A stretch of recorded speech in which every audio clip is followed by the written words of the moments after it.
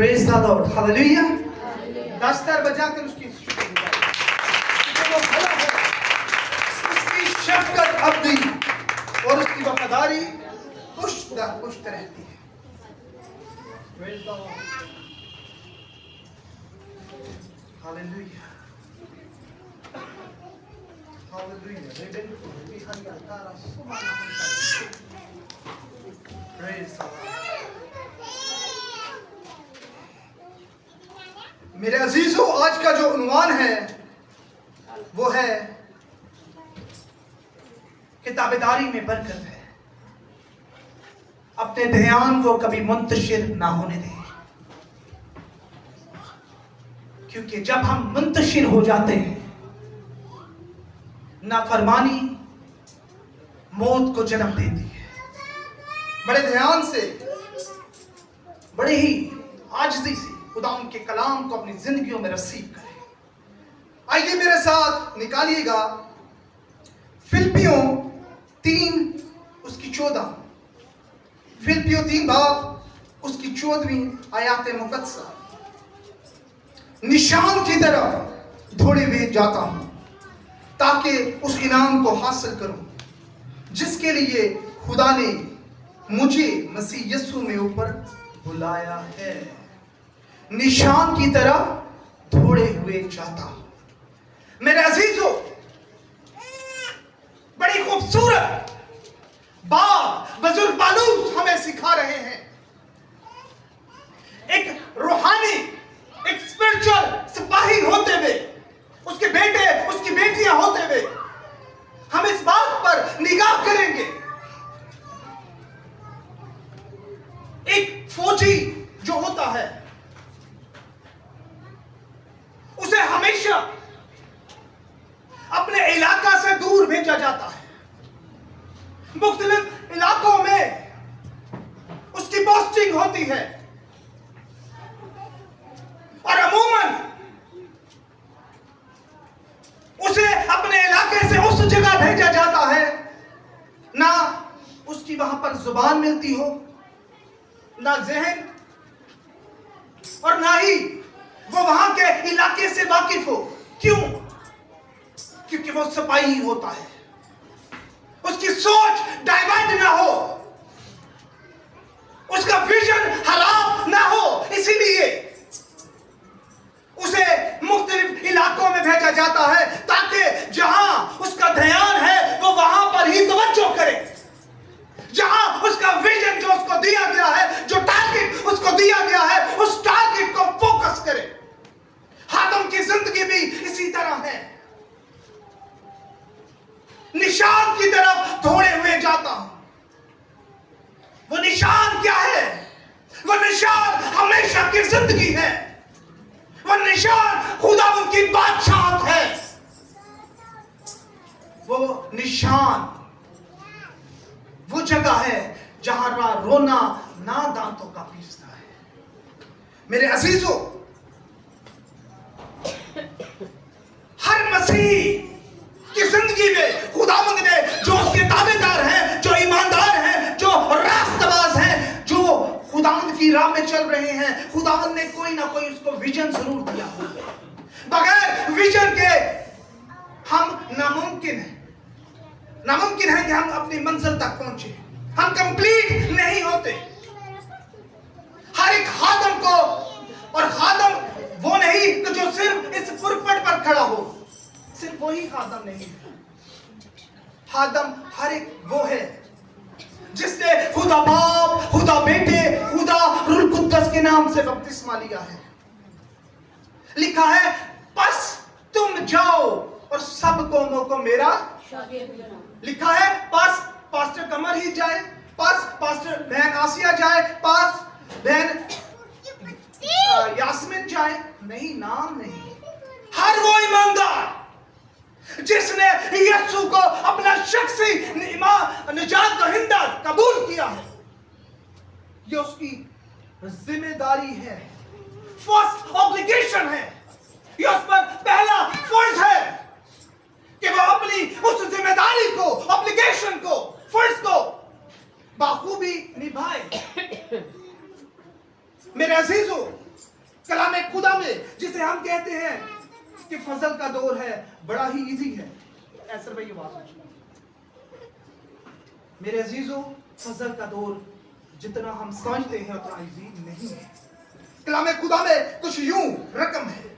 متی 5:29 میں اگر تیری آنکھ تجھے ٹھوکر کھلائے تو اسے نکال کر پاس سے پھینک دے، کیونکہ تیرے لیے یہی بہتر ہے کہ تیرے اعضاء میں سے ایک جاتا رہے اور تیرا سارا بدن جہنم میں نہ ڈالا جائے.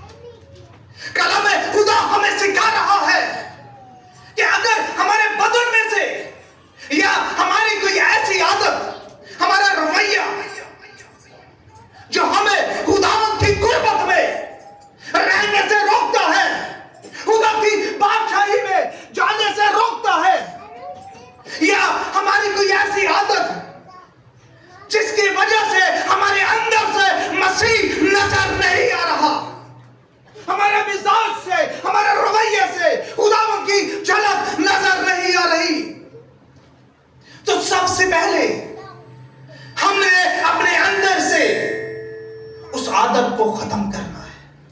اگر ہمارا رویہ ٹھیک نہیں تو ہم نے اپنے رویے کو ٹھیک کرنا ہے. جتنا مرضی اس کلام خدا کو پڑھ لیں، اگر اس کا مکاشفہ آپ کی زندگی میں نہ اترا ہو تو آپ کا رویہ کبھی بھی تبدیل نہیں ہو سکتا. بہت سے لوگوں کے پاس بہت سا علم ہے، لیکن معذرت کے ساتھ علم تب تک پھل نہیں لاتا جب تک خداوند کا پاک روح آپ کی زندگی میں بسیرا نہیں کرتا، جب تک آپ کی زندگی میں تابعداری نہیں، خاکساری نہیں، عاجزی نہیں. کلام خدا میں کلام بند ہے، اس نے اپنے آپ خالی کیا اور خادم کی صورت اختیار کی.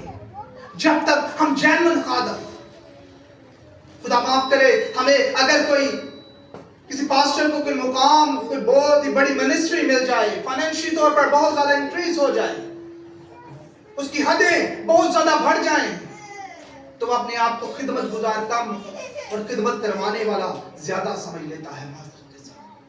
خدمت گزار وہ ہے جو اپنے آپ کو جھکا لیتا ہے. فروتنی میں ہی سر بلندی ہے. آئیے میرے ساتھ نکالیے گا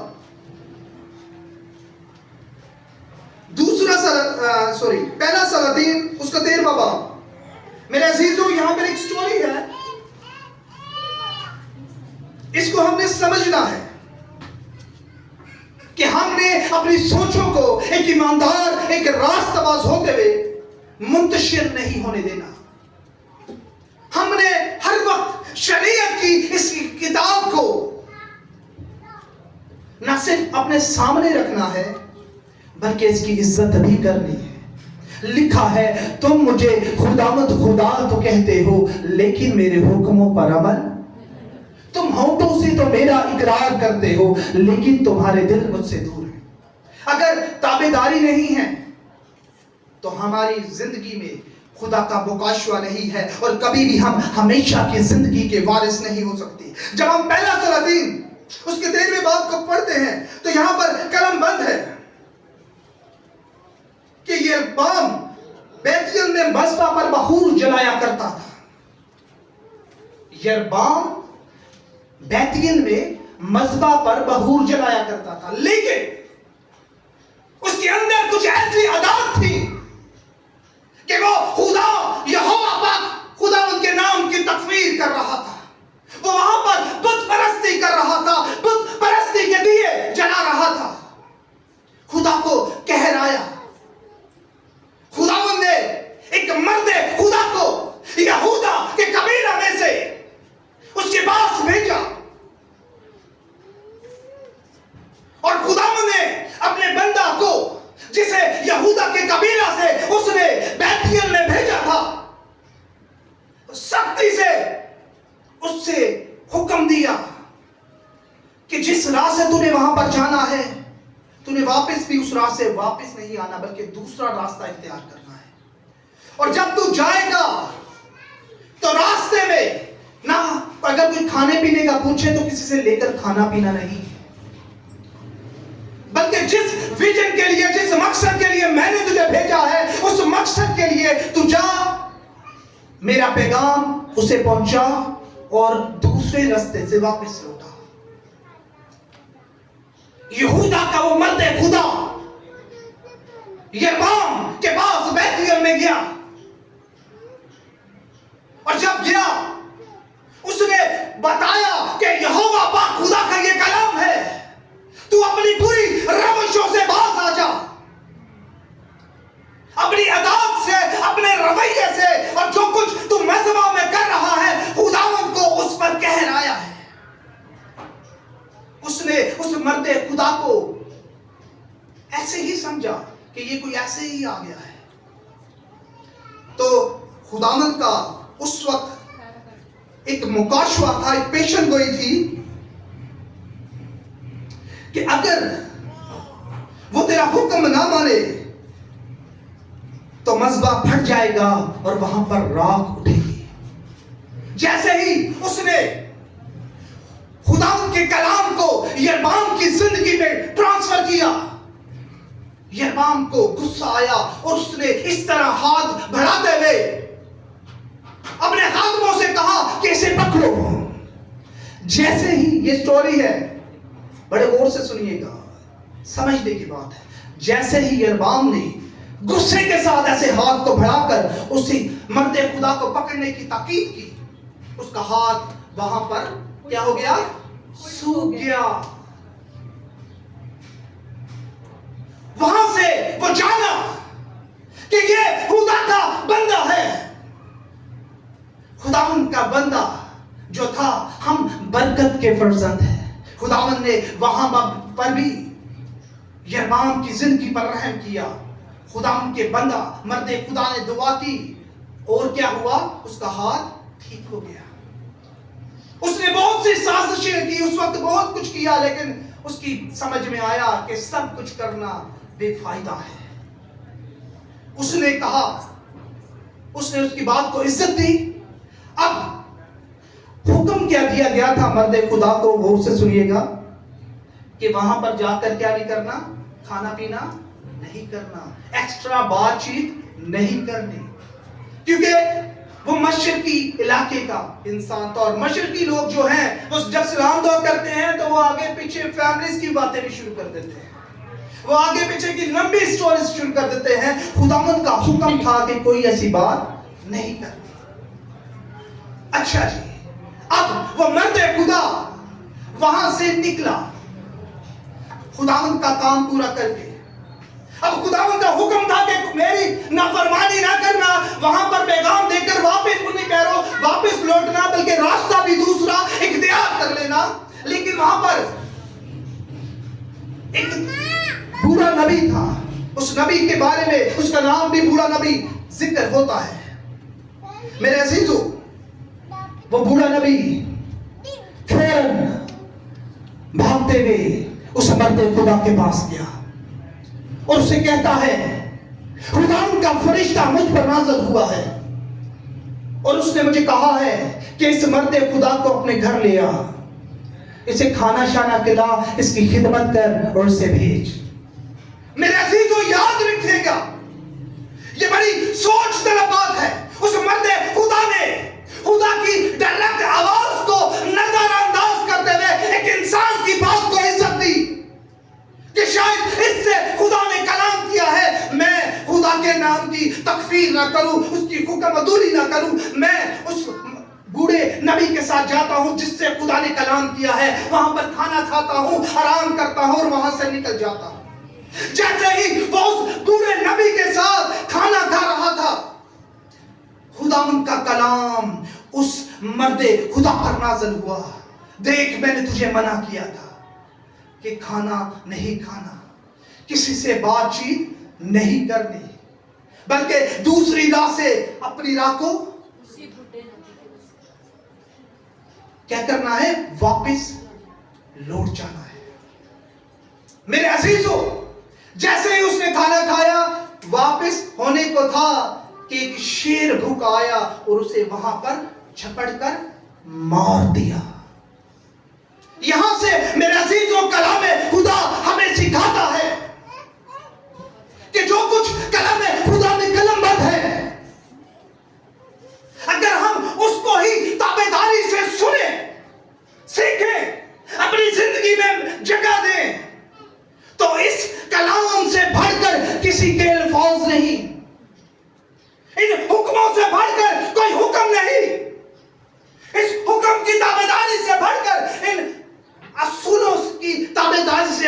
कोई बड़ा असूल नहीं, कोई बड़ा खादम नहीं जो इससे हटकर आपको लेकर जाए। मेरे अजीजों, वक्त नजदीक है, दिन कटन है, अब वो अदालत करने को है, उसका छाछ उसके हाथ में है ताकि गेहूं को तनाव से अलग करे। मेरे अजीजों, बहुत से लोग खुदा के नाम से अब आएंगे, लेकिन हर एक बात का यकीन नहीं करना, बल्कि अपने आप को ताबेदारी से खुदा के हजूर में झुका लेना है। ये वक्त है खुदा को देने का। अब वो वक्त नहीं रहा कि नहीं कोई नहीं, हम तो बचपन से सुनते आ रहे हैं। अक्सर लोगों के ना, नहीं साडा दादा भी यही कहता से कि क़यामत आने नहीं। मेरे अजीज, ये कलाम झूठ नहीं बोल सकता। कौम पर कौम सल्तनत कर रही है, हर वो सिम्टम निशानियां पूरी हो रही हैं जो कलामे खुदा में कलमबंद है। आसमान जमीन टल सकते हैं, लेकिन उसके मुंह की बातें हरगिज नहीं टल सकते। जो भी इस कलाम की नाफरमानी करता है, जो खुदा ने तोड़ा दिया है, जो बोल दिया है, जो खिदमत दी है, अगर हमारे पास कोई और आता है, नहीं भाई ये काम छोड़ें, ये जो खिदमत आप कर रहे हैं ये चर्च की छोड़े, कोई और करें, लोगों की आवाज या लोगों के बहकावे में नहीं आना। मेरे अजीजों, यहोवा पाक खुदा को अपनी जिंदगी, अपना वक्त देना है। जो वो आपसे हम कलाम होकर कहेगा, जो वो आपके दिल में डालेगा, उससे बड़ा कोई हुक्म नहीं होगा। और कुछ समझ ना आए तो इसको खोल लें। ये आईना है, ये डायरेक्शन है। जिस तरह हम एसी लेते हैं, कोई भी बड़ी चीज लेते हैं, हमें एक बुकलेट मिलती है कि इसके मुताबिक चलाएंगे तो ये ठीक चलेगा। इंसान की ये बुकलेट है। अगर इंसान शरीयत की इस किताब के मुताबिक अपनी जिंदगी को गुजारेगा, ढालेगा, खाकसारी से, ताबेदारी से, खुदावंद की आवाज को इज्जत देगा, खुदावंद ना सिर्फ उसकी इज्जत को सरबुलंद करेगा, बल्कि नस्ल दर नस्ल उसके साथ रहेगा। मेरे अजीजों, आइए अपने आप को कुछ वक्त के लिए अपनी आंखों को बंद कीजिए और खुदावंद से पूछिए कि यहोवा पाक खुदा, तेरी क्या मर्जी है मेरी जिंदगी में, क्या तू चाहता है। ऐ खुदावंद, तौफीक बख्श कि मैं तेरे हुक्मों पर अमल कर सकूं। तौफीक बख्श कि मेरा मिजाज भी वैसा हो जैसा तेरा है। तौफीक बख्श कि मैं भी वैसे मोहब्बत रख सकूं जैसे तूने दुनिया से मोहब्बत रखी। तौफीक बख्श मेरा रवैया भी वैसा हो जैसा यीशु नासरी यहोवा पाक खुदा तेरा रवैया है। मैं भी तेरी तरह वफादार बन सकूं। खुदावंद से मांगिए, लिखा है अपना मुंह खोल तो मैं उसको भर दूंगा, और बड़ी बड़ी और गहरी बातें जिन्हें तुम नहीं जानते तुम पर जाहिर करूंगा। ताबेदारी में बरकत है, ताबेदारी में हमेशा की जिंदगी है, ताबेदारी में सरबुलंदी है, ताबेदारी में हमारी नस्लें महफूज रह जाती हैं। लेकिन जो लोग खुदा के ताबेदार नहीं होते, खुदावंद की लानते नस्ल दर नस्ल उनके साथ चलती है। अस्तशना 28 में कलम बंद है। लेकिन जो खुदावंद के हुक्मों को ताबेदारी से सुनते और उस पर अमल करते हैं, खुदावंद की बरकत नस्ल दर नस्ल उनके साथ चलती है। खुदावंद आपको बरकत दे। हालेलुया।